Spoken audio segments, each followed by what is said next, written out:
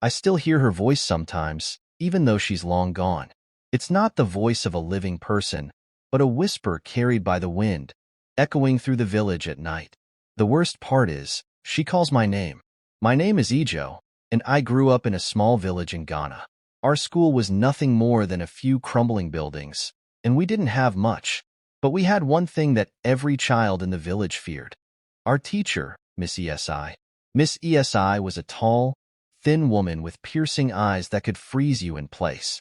She always wore a long, black dress that made her look like a shadow, even in the bright sun. The elders said she was blessed with knowledge, but we, the children, knew better. Miss Esi was not blessed. She was cursed. Every child who entered her classroom came out different. Some got sick with strange illnesses that no doctor could cure. Others lost their voices or their sight. But the worst was what happened to Kojo, a boy who was always full of life. After one day in Miss Esi's class, he never spoke again. He just sat in the corner of his house, staring at the wall. They said his soul was taken by Miss Esi, and she kept it in a jar hidden somewhere in her house.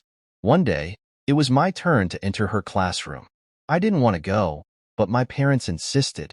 Education is important, they said. But when I looked into their eyes, I saw fear. They knew what might happen, but they sent me anyway. When I walked into the classroom, the first thing I noticed was the smell. It was like something had died in there, but I couldn't see what it was. The walls were covered in strange symbols, and there were no windows. The only light came from a single candle on Miss Esi's desk. She didn't say a word when I entered. She just pointed to the seat in front of her. As I sat down, I felt something cold wrap around my neck. I looked down, but there was nothing there. I tried to scream, but no sound came out.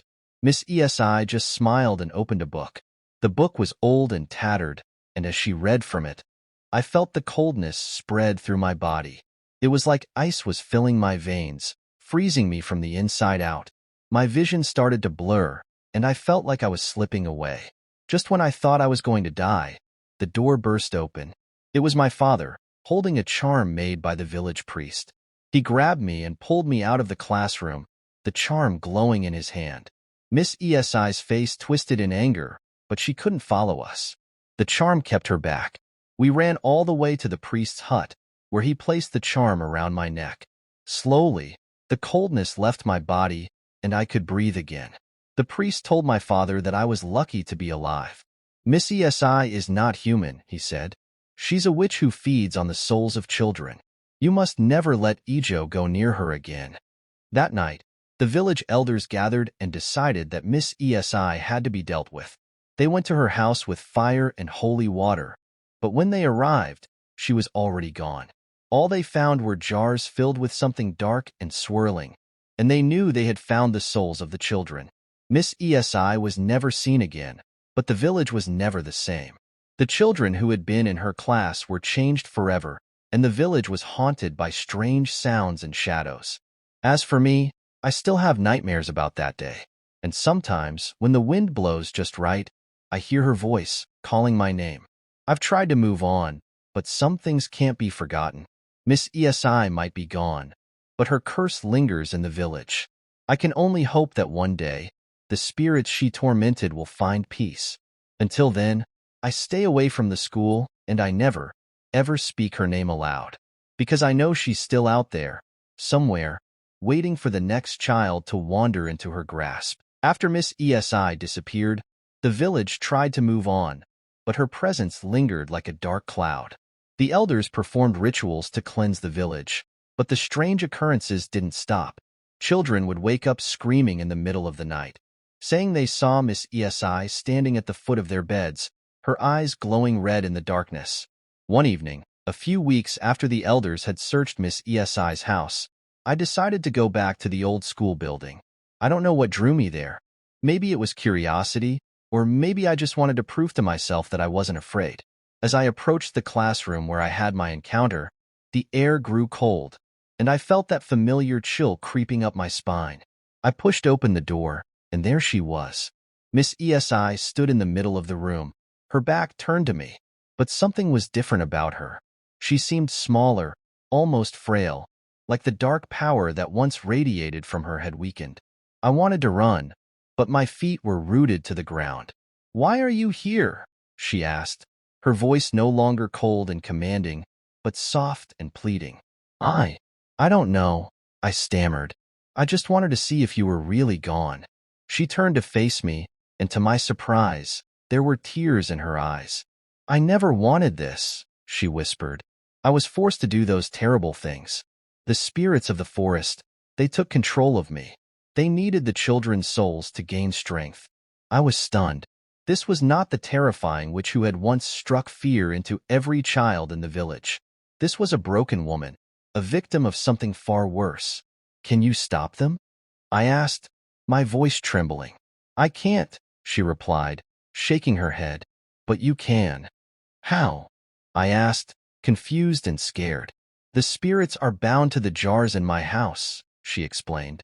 "If you destroy them, the spirits will be freed, and they will leave the village."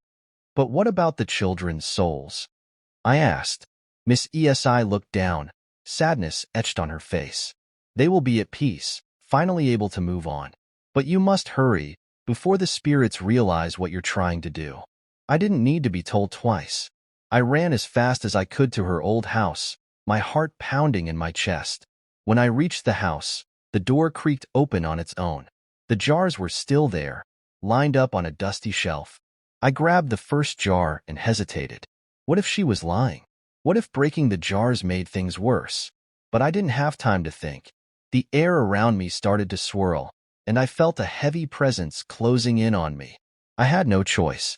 I smashed the jar on the ground, and as it shattered, a black mist rose from the broken pieces and disappeared into the air. I moved quickly, smashing one jar after another. Each time, the mist grew weaker, until the final jar was just a thin wisp of smoke. The house groaned, the walls shuddering as if the very structure was being torn apart. Suddenly, a piercing scream filled the room, shaking the ground beneath me. It wasn't Miss Esi. It was something much darker, much angrier. The spirits realized they were losing their hold on the village. With the last jar shattered, the darkness lifted, and for the first time in weeks, the air felt lighter, cleaner. But then, everything went silent. I turned to leave, but standing in the doorway was Miss Esi, or what was left of her. She looked at me with hollow eyes, a sad smile on her lips. "Thank you," she whispered, "but this is where I belong now." Before I could say anything, she began to fade, becoming part of the house itself, her body dissolving into the walls. And just like that, she was gone. The village slowly returned to normal after that night. The strange sounds stopped, the shadows no longer moved on their own, and the children who had been cursed by Miss Esi began to recover. But the elders decided to close the school for good. It was too stained by the dark events that had taken place there. As for me, I never spoke of what happened to anyone. I never returned to Miss Esi's house, and I never tried to explain what I saw. Some things are better left forgotten. But sometimes, on quiet nights, I still hear the faint sound of children laughing, and I know that they are finally free.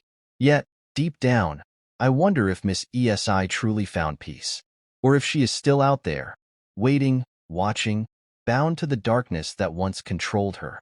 And I wonder if, one day, someone else will have to face what I did.